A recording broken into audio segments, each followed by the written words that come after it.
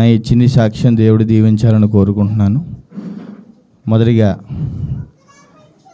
నాకు ఈ మందిరంలో వచ్చినప్పటి కాడి నుంచి నేను దేవుణ్ణి పెద్దగా నమ్ముకోలేదు.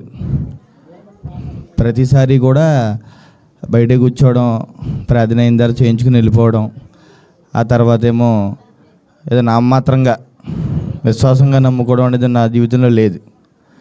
ప్రతిసారి కూడా వచ్చేయడం, ప్రార్థన చేయించుకోవడం, వెళ్ళిపోవడం, ఇదే నా పరిస్థితి.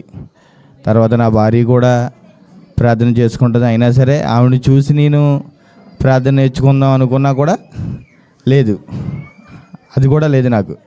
ప్రతిసారి కూడా పర్వాలేదులే, మన దేవుడితో సంబంధం ఏముంది, మనం సంపాదించుకుంటున్నాం కదా, మన అప్పులు తీరిపోతాయి, అలాగే మన బాధలు కూడా తీరిపోతాయి, మన డబ్బులు ఉన్నాయి కదా, ఏదో విధంగా అయినా సరే మనం ఈ బైకులు తీర్చేయచ్చు, ఇబ్బంది ఏమి లేదు, నమ్ముకుంటాం సరిపోతుంది కదా అనే ఒక దూరంలో ఉన్నాను తప్పించి, కానీ దేవుడు నాకు ఉన్నాడనే ఆలోచన మాత్రం ఎంత మాత్రం ఉండేది కాదు. సన్నిధికి వచ్చేవాడిని, అన్నయ్య ప్రార్థన చేసేవాడు, మధ్యలో కళ్ళు తెరిచేవాడిని, ఏదో రకంగా వెళ్ళిపోయాను అంతే. కానీ నేను నమ్ముకోవడం అంటూ జరిగితే మాత్రం అప్పులు ఎక్కువైనాయి. ఉన్న స్థలం అమ్మేసుకున్నాను, మా తమ్ముడికి అమ్మాను. తర్వాత ఏంటంటే అక్కడి నుంచి కూడా 2020 ఏప్రిల్లో నేను బయటకు వచ్చాను. అప్పుడు సమస్యలు కూడా ఎక్కువగానే ఉన్నాయి. కానీ నేను అప్పుడు కూడా దేవుణ్ణి నమ్ముకోలేదండి, మీతో చెప్తున్నాను కదా, ఏదో ఎదరికి వెళ్ళిపోతున్నాను అంతే. కానీ నాకు కూడా ఒక స్థలం ఉండాలి, అమ్మేసుకున్నాం. తర్వాత మనకు కూడా కావాలి, మనకు పిల్లలు ఉన్నారు అని కొనుక్కున్నాను. అది కొన్న తర్వాత ఇంకా ఎక్కువైపోయినాయి అప్పులు.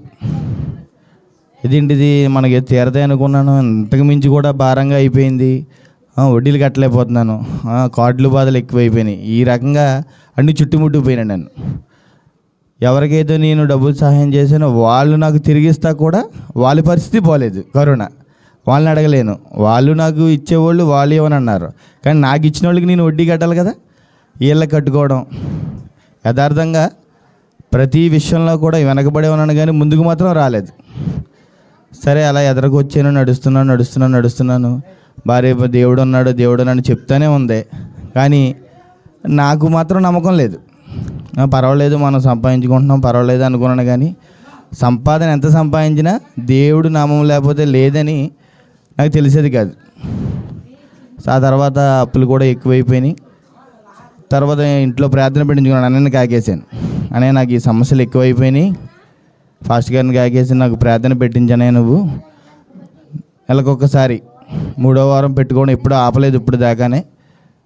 అవి జరుగుతుండగా ఒక్కొక్కటి కూడా ఒక్కొక్క సమస్య తగ్గుతూ వచ్చింది.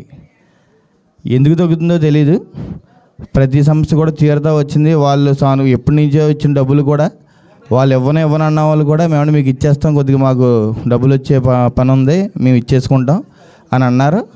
వాళ్ళు కూడా ఇచ్చారు. అలా అన్నయ్య ప్రార్థనతోటి ప్రతి విషయంలో కూడా దేవుడు నాకు సహాయం చేస్తూ వచ్చాడు.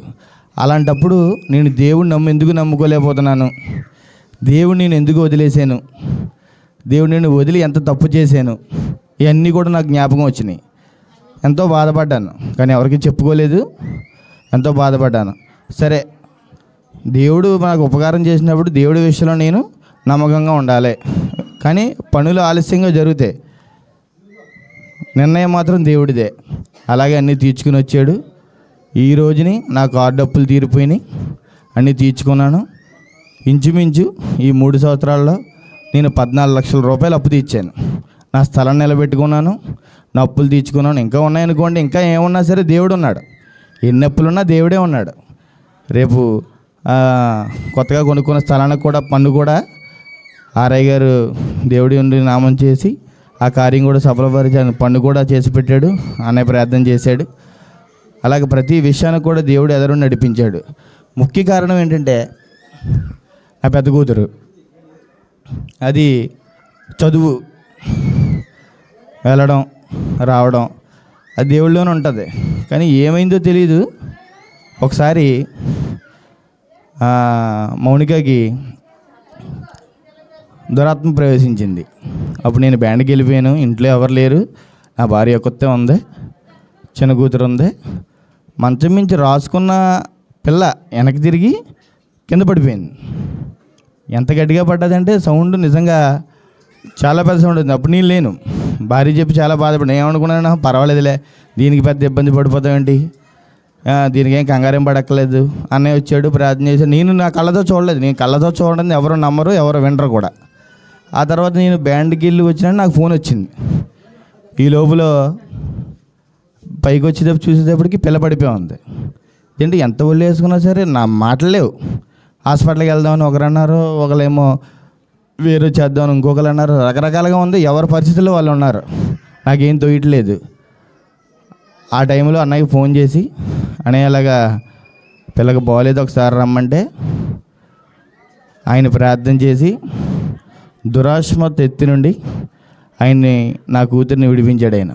అది సన్నిధికి వచ్చి మా అన్నయ్య నేను 3వ వారం ప్రార్థన పెట్టించుకునే ఉపకారం ఏంటంటే, ఎన్నప్పులు తీరిపోయినది పక్కనట్టండి, నా పెద్ద బిడ్డ ఆరోగ్యంగా ఉంది. అది అలాగే చిన్నపిల్ల విషయంలో కూడా, చదువు విషయంలో కూడా మెరుగుపడింది. అది ఒక్క విషయం ఏంటంటే, మన సమస్యలు ఉన్నప్పుడు మన సంఘ కాపురి మనకు తోడుగా ఉన్నారు కాబట్టి, మన పాస్టర్ గారు మనకు ఉన్నారు కాబట్టి, ఆయన్ని మనకు ఉన్నంత శక్తిలో మన ఇంటికి పిలిపించుకుని ప్రార్థన చేయించుకుంటే మన సమస్యలనే కాదు, మన ఇబ్బందులనే కాదు, ఏదో ఒక రూపంలో ఆయన 10 మందికి ఇక్కడ వాక్యం చెప్పి అందరినీ రప్పించుకుని ఆయన చేసుకుంటున్నారు కాబట్టి, ఆయన మాట తీరులో ఉన్న ప్రార్థన మహిమ దేవుడు ఎందు ఆయన కార్యం చేస్తున్నాడు కాబట్టి, ఆయన్ని మనం ఇంటికి రప్పించుకుని ప్రార్థన చేసుకుంటే నా సమస్య తీరింది. అలాగే ఇక్కడ ఉన్న అందరి సమస్యలు తీరతాయి, పరిస్థితులు మారతాయి. ఎప్పుడూ ఒకలారి ఎవరో ఉండిపోరు, అందరూ మారుతారు. కానీ ఏంటంటే మనం దేవుణ్ణి నమ్మాలి. నేను నమ్మాను, నమ్ముతూనే ఉంటాను. దేవుని విడిచిపెట్టే ప్రసక్తి లేదు. అలాగే సంఘం అందరూ కూడా దేవుణ్ణి నమ్మండి, మీ కార్యక్రమాలు అన్నీ సఫలం జరుగుతాయి. ఇచ్చిన చిన్ని వాక్యాన్ని దేవుడు దీవించాలని కోరుకుంటూ మనస్ఫూర్తిగా సెలవు తీసుకుంటున్నాను. ఆమేన్.